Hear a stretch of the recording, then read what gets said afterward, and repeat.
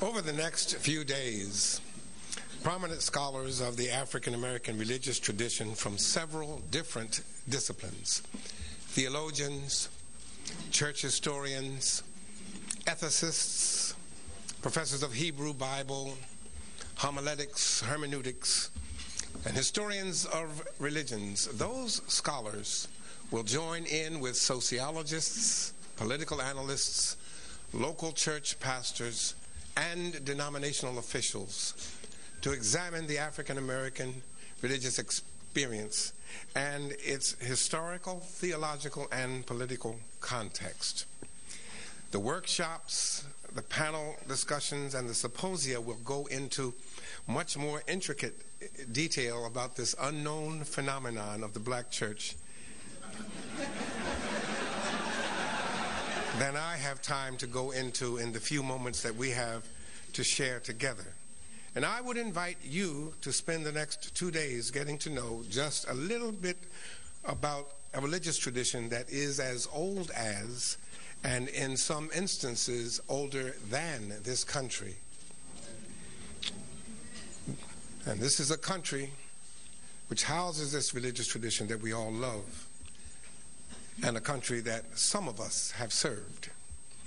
It is a tradition that is in some ways like Ralph Ellison's The Invisible Man. It has been right here in our midst and on our shores since the 1600s, but it was, has been, and in far too many instances still is invisible to the dominant culture in terms of its rich history, its incredible legacy, and its multiple meanings. The black religious experience is a tradition that at one point in American history was actually called the Invisible Institution, as it was forced underground by the Black Codes. The Black Codes prohibited the gathering of more than 2 black people without a white person being present to monitor the conversation, the content, and the mood of any discourse between persons of African descent in this country. Africans did not stop worshiping because of the Black Codes. Africans did not stop gathering for inspiration and information and for encouragement and for hope in the midst of discouraging and seemingly hopeless circumstances. They just gathered out of the eyesight and the earshot of those who defined them as less than human. They became, in other words, invisible in and invisible to the eyes of the dominant culture. They gathered to worship in brush arbors, sometimes called hush arbors, where the slaveholders, slave patrols, and Uncle Toms couldn't hear nobody pray. From the 1700s in North America, with the founding of the first legally recognized independent black congregations, through the end of the Civil War and the passing of the 13th and 14th Amendments to the Constitution of the United States of America, the black religious experience was informed by, enriched by, expanded by, challenged by, shaped by, and influenced by the influx of Africans from the other 2 Americas and the Africans brought into this country from the Caribbean, plus the Africans who were called fresh blacks by the slave traders, those Africans who had not been through the seasoning process of the Middle Passage in the Caribbean colonies, those Africans on the seacoast islands off of Georgia and South Carolina, the Gola, we say in English Gullah, those of us in the black community say Geechee. Those people brought into the black religious experience a flavor that other seasoned Africans could not bring.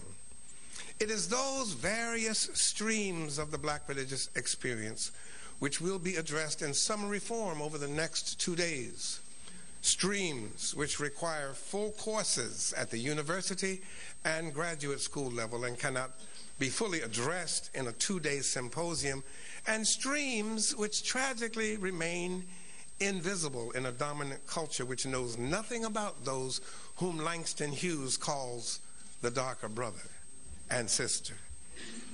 It is all of those streams that make up this multi-layered and rich tapestry of the black religious experience, and I stand before you to open up this two-day symposium with the hope that this most recent attack on the black church, it is not an attack on Jeremiah Wright, it is an attack on the black church.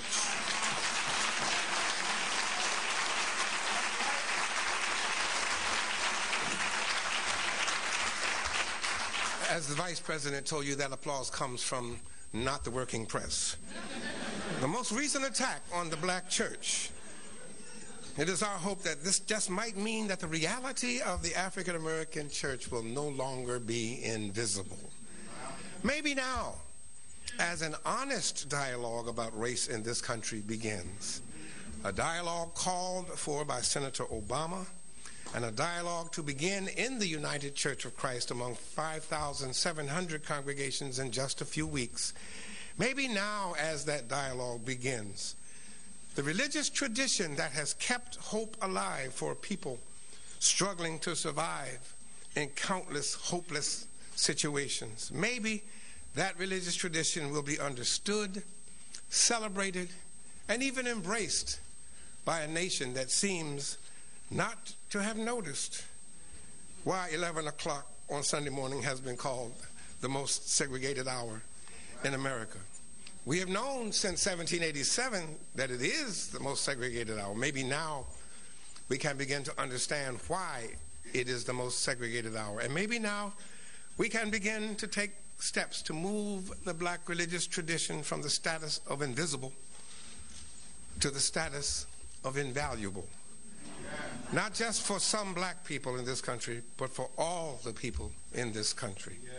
Maybe this dialogue on race, an honest dialogue that does not engage in denial or superficial platitudes, maybe this dialogue on race can move the people of faith in this country from various stages of alienation and marginalization to the exciting possibility of reconciliation. That is my hope as I open up this two-day symposium. And I open it as a pastor and a professor who comes from a long tradition of what I call the prophetic theology of the black church.